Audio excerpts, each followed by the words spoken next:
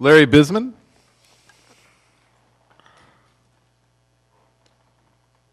Rick Rigdon. Is Larry coming down? I see some people coming in. Were you one of the two gentlemen I just called? Okay, just making sure. Larry and Rick. You can come on forward. Sorry.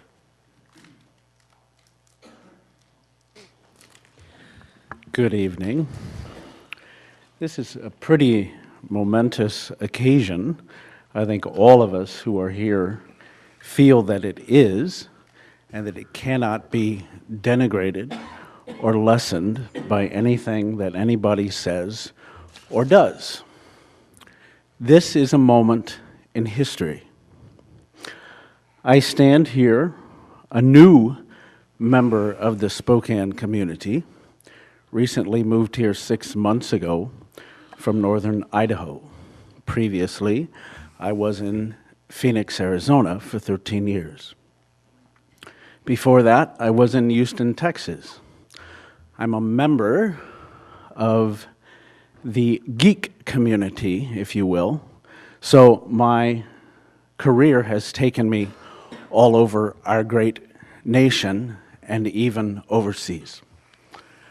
What I see when I travel are people, real people, everyday people, people with different ideas, with different concepts, with different beliefs. I myself am a person often conflicted. I stand here today wearing Buddhist prayer beads, but I was born and raised in a conservative Jewish home.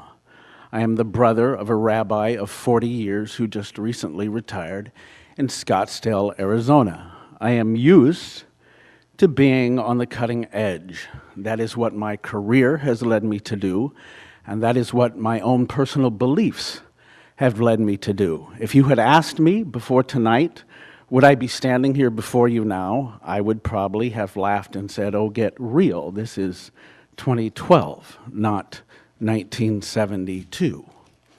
The last time I spoke publicly in a forum like this, I was probably 18 years old.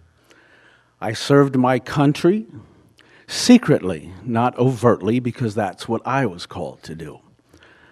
I have since served the psychological community and the religious community. And I hope that somehow this will truly be a historical event and that you will all do the right thing, the sane thing. Let us not become a nation that goes backwards like Nazi Germany did. Let us instead go forward, forward where few have dared to tread and do the right thing. And you know it because it's in your heart, it's in your mind, it's in your education. Thank you. Rick? Then Ann Martin. I thank you for giving me the opportunity to speak tonight. It's pretty much a miracle for me to be standing here. Most of you who would know me would say I'm a pretty quiet, timid guy, and I don't really speak out much. But I have to apologize if I'm not very eloquent tonight, but what I do say is from my heart and from my experience. I've heard it said tonight that there's this assumption that a union between a man and a woman is good, and between two men are bad, or two women are bad. And I'd like to bring to the example my mom. My mom was married to my father for 16 years. My mom was also in a relationship with a woman for 26 years. The relationship with my dad was full of alcoholism, beating, mental abuse, emotional abuse.